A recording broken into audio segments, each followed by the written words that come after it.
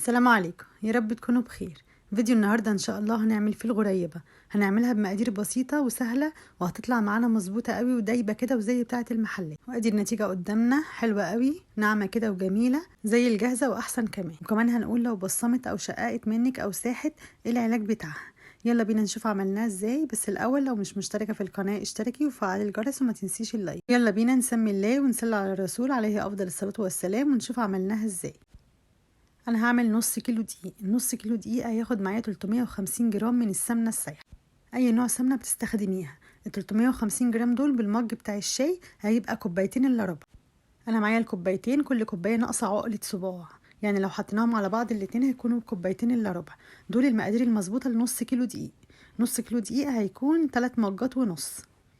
3 مجات من دي ونص دقيق حطيت عليهم 2 الا ربع سمنه، يعني السمنه بتكون نص الدقيق. دول 500 جرام دقيق هحط عليهم 350 جرام سمنة. طبعا لما نحسبهم بالكيلو مش هيكون نصه، يعني ما ينفعش كيلو دقيق احط عليه نص كيلو سمنة، لا هتكون قليلة. لكن دون بالكوباية هتكون الاربع كوبايات دقيق ليهم كوبايتين سمنة. دول 3 كوبايات ونص دقيق يبقى كوبايتين الا ربع سمنة. واحط عليهم 125 جرام سكر، يبقى النص كيلو دقيق بياخد تمن سكر او 125 جرام سكر بودرة. دلوقتي هضرب السمنة شوية الاول عشان هي متلجة، افككها بس كده من بعض وبعد كده احط عليها السكر واضرب فيها لحد لونها ما يفتحي خالص. كده خلاص دابت معايا. طبعا لازم تكون ساقعه، ما ينفعش تكون السمنه عاديه كده سايحه بدرجه حراره المطبخ، كده تخلي الغريبه تسيح معاكي. ده مج كبير، المج اللي هو سعته 250، فده فيه 125 جرام سكر. يعني بالمج الكبير ده او بالكوب المعياري نصه، لكن بمج الشاي اللي احنا معايرين بيه الدقيق والسمنه هيكون كوبايه الا ربع. هيكون كوبايه الا ربع سكر بمج الشاي. اضرب بقى كويس لحد ما تنعم كده معايا وتبقى زي الكريمه كده. انزل كده الاحراف كلها عشان خاطر السكر يدوب كويس مع السمنه، واضرب تاني كويس لحد ما تبقى عامله زي الكريم شانتيه. هتلاقيه كده قوامها ارتفع كده وعليت، يبقى انا كده خلاص وصلت للقوام المظبوط. كده بقى اخد معايا الدقيق، شلت المضرب خالص ومعايا الدقيق عليه ذره ملح بسيطه كده. دول نص كيلو دقيق او بالمج هيكونوا 3 كوبايات ونص. شويه بشويه كده واقلب.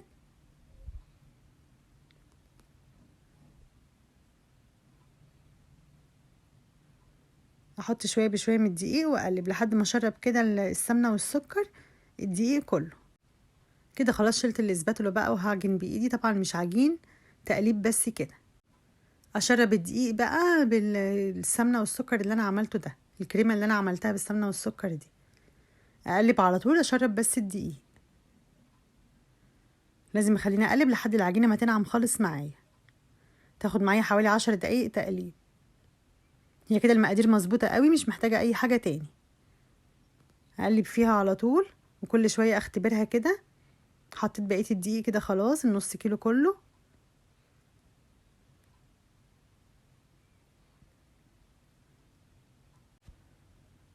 اقلب على طول، اشرب الدقيق كله على طول واقلب لحد العجينه ما تنعم خالص معايا. كل ما اقلب فيها تنعم معايا، كل شويه اخد حته كده اختبرها بايدي، لو لقيتها شققت يبقى لسه مش ناعمه قوي برضو، فيها تشققات خفيفه. ادعك فيها كمان شويه. خليتني اعمل فيها كده حوالي 10 دقايق او ربع ساعه لحد ما نعمت خالص معايا. كل ما تكون العجينه بتاعتها مظبوطه وناعمه، ما تشققش وما تسحش منك. العجينه بتسيح لو السكر بتاعها كتير، لو السكر كتير او السكر البودره مش دايب قوي العجينه تسيح. يبقى لازم السكر يكون مطحون كويس ودايب قوي العجينه عشان خاطر العجينه ما تسيحش. كده خلاص العجينه بتاعتي بقت مظبوطه وطريه جدا وناعمه. طبعا انا بغسل ايدي وانشفها كويس عشان خاطر اشوف العجينه، لان طبعا ايدي بتكون ملزقه، فايدي كل ما تكون ملزقه مش هعرف اشوف العجينه. كده خلاص العجينه بتاعتي بقت مظبوطه. ومعايا كمان الحشو، هختبرها بقى. احط 2 بس كده لو انا مش واثقه في العجينه بتاعتي، احط 2 بس في صينيه كده واحطهم في الفرن يستووا. لو ساحوا يكونوا كده محتاجين حبه دقيق، او لو شققت معايا تبقى الدقيق بتاعها كتير ومحتاجه سمنه. حطيتهم في الفرن طلعوا مظبوطين قوي معايا، ما ساحوش ولا اي حاجه، استووا مظبوطين جدا. يبقى كده العجينه بتاعتي كده مظبوطه. العجينه انا كنت هركناها في التلاجة شويه، بعد كده ابدا بقى اقطع. عملت الكرة صغيره جدا كده، كل ما تكون صغيره بتكون شكلها حلو. هي مش بتفرش ولا اي حاجه، يا دوب بتعمل القاعده بتاعتها كده بس، لكن مش بتفرش ولا اي حاجه. العجينه بتاعتها مظبوطه جدا. اعمل الكرة صغيره كده، يعني يا دوب قد البليه كده او اكبر حاجه بسيطه قوي. وبعدين احط عليها الحشوه اللي انا عايزاها، يا اما انا حطيت سوداني وحطيت الخرز الملون ده، الشوكولاته الخرز الملونه دي. يا دوب اضغط بس عليهم كده عشان خاطر تمسك في الغريبه، لكن ما اتكش عليها افردها ولا حاجه. اسيبها زي الكوره بصباعي كده، الحشوه اللي انا هحطها ازقها بس كده. كده خلاص عملت اول صينيه. العجينه مظبوطه وحلوه قوي. ادخلها الفرن، حطيتها على الشبكه في النص على حراره 160، معليش عن كده عشان خاطر تستوي وهي بيضه زي ما هي. اسيبها بقى لحد ما تستوي. هتاخد معايا حوالي تلت ساعة، ممكن تاخد اكتر كمان حسب الفرن بتاعك، بس طبعا ما تخليش القعر بتاعها يحمر قوي. اول ما يبقى اصفر بسيط قوي كده طلعيها وسيبيها في الهوا ساعتين كده، هتلاقيها نشفت خالص، مبقاش فيها اي تبصيمة ولا اي حاجة. ولو طلعتيها لقيتيها بتبصم جامد قوي قوي، تبقى هي كده لسه عايزة تستوي تاني. لكن ما تسيبهاش لما تنشف خالص، لازم تكون بتبصم بسيط خالص. اول ما تطلعيها وتركنيها شوية هتلاقيها نشفت وبقت حلوة قوي معاكي، هتكون كده مظبوطة معاكي. بس كده خلصت كله. بحطه على الفرن بقى في النص، ما بولعش الشوايه ولا اي حاجه، بولع من تحت بس، ما بولعش شوايه، من تحت بس على 170. لو حطيتيه في الفرن الكهرباء حطيه على 180 في الفرن الكهرباء، لكن في الفرن الغاز 160 او 170 حسب الفرن بتاعك. حوالي تلت ساعه هتكون استوت كده مظبوطه قوي. انا سبتها كمان في الصواني لحد ما بردت خالص، ساعتين 3 بردت خالص، مش مبصمه في الصينيه ولا في ايدي ولا اي حاجه. ايدي ناشفه خالص منها، وكمان هي مستويه وحلوه قوي. لونها ابيض، ويدوب من الظهر بتاعها يدوب اشقر بسيط قوي كده، بتكون مظبوطه وناعمه. لكن لما بتسيبيها بقى عشان خاطر تحمر شويه بتلاقيها ناشفه وبتقطم معاكي، احنا طبعا مش عايزينها تقطم، عايزينها ناعمه خالص كده.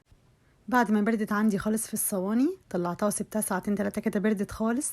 طبعا مش مبصمه في الصينيه ولا اي حاجه، دليل على انها كده مظبوطه، سواها حلوه قوي، السوا بتاعها حلوه قوي مظبوطه. لكن هي طبعا لو نيه شويه او مبصمه كده في الصينيه هتبقى لسه عايزه شويه كمان. كده بعد ما بردت خلاص متماسكه معايا، مش متبصم في ايدي ولا اي حاجه. عبيتها بقى في علبه، لازم احطها في علبه كده، وما بين كل طبقه والتانية احط كيس نايلون ما بينهم، ما احطهمش على بعض عشان خاطر ما تتهرسي. كده ما بين كل سطر كده والتاني احط كيس نايلون ما بينهم. ناخد كام واحده بقى في طبق كده نشوفهم. ناعمه جدا، مش مستحمله، ناعمه ودايبه كده، مش بتتكسر كده حتت معاكي. لو بتتكسر حتت كده تبقى دليل على انها ناشفه شويه، لكن هي ناعمه خالص ودايبه كده، وطعمها حلو جدا وسواها مظبوط قوي. لونها ابيض، يا دوب الظهر بتاعها اشقر بسيط قوي، ولونها من فوق ابيض كده ومظبوط، مش مستحمله ايدي او بالمعلقه بتتهرس خالص، تبقى بودره وطعمها جميل جدا. دي انجح طريقه للغريبه وانجح مقادير ممكن تجربيها بيها. جربيها بالمقادير دي وان شاء الله هتعجبك. اتمنى الفيديو يكون عجبكم. لو الفيديو عجبكم ما تنسونيش باللايك والاشتراك في القناه وتفعيل الجرس عشان يوصلكم كل فيديوهاتي. والسلام عليكم ورحمه الله وبركاته. مع السلامه.